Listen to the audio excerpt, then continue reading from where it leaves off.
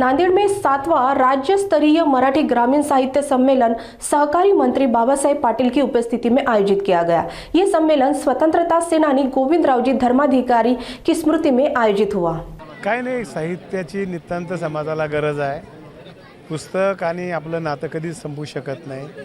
थोडं वाचन संस्कृती आपली लोप पावत चाललेली आहे। संमेलन घेतल्यामुळे थोडंसं वातावरण तयार होतं आहे आणि ऐकलं पाहिजे।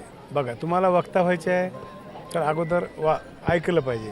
जो ऐकतो ना तोच वक्ता होऊ शकतो आणि ऐकून घ्यायची सवय सगळ्या लोकांनी घेतली पाहिजे। आमच्यापासून आम्ही लोकांचं ऐकून घेतल्याशिवाय मला माहिती आहे म्हणल्यावर मजा येत नाही। त्यांचं काय म्हणणं आहे पूर्ण ऐकून घेतलं की संमेलनामध्ये ऐकून घ्यायची सवय लागली पाहिजे आणि आता आपल्याला ह्या पॅटर्नमध्ये देखील बदललं पाहिजे। पूर्वी जसं 3 तासाचा पिक्चर 2 तासात, 50 ओव्हरचा गेम 20 तास, आता संमेलनामध्ये असो किंवा व्याख्यानमालेमध्ये असो त्यांनी देखील 20 मिनिटामध्ये किती प्रमुख वक्ता असला तर 20 मिनिटामध्ये आपलं मत मांडलं पाहिजे।